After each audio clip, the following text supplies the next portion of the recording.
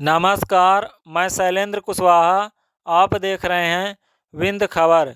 सतना लोकसभा क्षेत्र से लगातार 5 बार के सांसद गणेश सिंह सतना नगर निगम क्षेत्र में पैदल यात्रा कर जन जागरण अभियान की शुरुआत 22 जनवरी से करने जा रहे हैं और वह इस यात्रा के दौरान लगातार 3 दिनों तक सतना नगर निगम क्षेत्र के वार्ड क्रमांक 1 से वार्ड क्रमांक 45 तक यात्रा करेंगे और वह आम जनता से मुलाकात कर उनकी समस्याओं को जानने का प्रयास करेंगे और संबंधित अधिकारी और विभाग को दिशा निर्देशित करेंगे। लेकिन सवाल यह है कि आखिर सतना के सांसद गणेश सिंह को नगर निगम का दौरा करने की ज़रूरत क्यों पड़ी? क्या वह सच में सतना नगर निगम क्षेत्र के अंतर्गत आने वाली जनता के जो तकलीफ़ें हैं उनको दूर करना चाहते हैं या कि उनका निशाना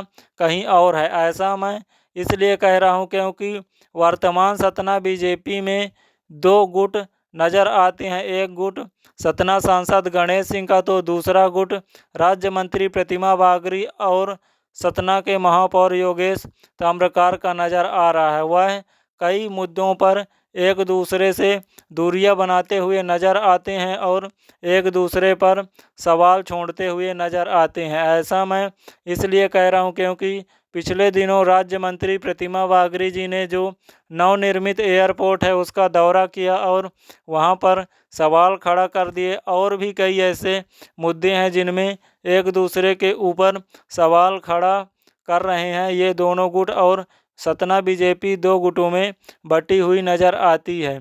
इसके अलावा इसके लिए तो धन्यवाद देना होगा सतना सांसद गणेश सिंह का। आखिर वह इतनी हिम्मत तो जुटाए और वह एक ऐसा कार्य करने जा रहे हैं जो आम जनता के लिए अच्छा होगा कि वह जगह जगह जाएंगे और आम जनता से मिलकर उनकी समस्याओं को जानने का प्रयास करेंगे। लेकिन एक सवाल और भी है कि जो सतना स्मार्ट सिटी प्रोजेक्ट के तहत जो कार्य हुआ है उसमें कई कार्य ऐसे हैं या कहें अधिकांश कार्य ऐसे हैं जो गुणवत्ताहीन हुए हैं और उनकी लाइफ ज़्यादा दिन नहीं है। जैसे वेंकटेश लोक का कार्य उसकी अभी 1 साल हुए हैं और कई करोड़ की लागत से वह बना है, लेकिन आज वहां पर गंदगी का सैलाब है और मूर्तियां खंडित पड़ी हुई हैं। इसके अलावा और भी चाहे सतना की जनता के लिए जो सबसे बड़ा परेशानी का कारण रहा है वह सीवर लाइन का प्रोजेक्ट रहा है।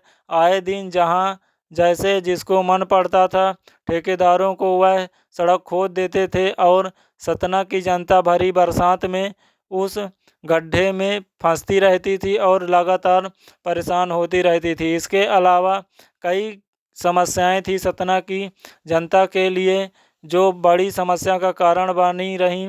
लेकिन अब देखना है कि क्या सतना सांसद गणेश सिंह के पूरे शहर में दौरे के बाद क्या चीज़ें सुधरती हैं या कि जस की तस रहती हैं। आप सभी विंध्य खबर यूट्यूब चैनल सब्सक्राइब करें जिससे आपको सतना विंध्य समेत देश और प्रदेश की खबरें मिलती रहें।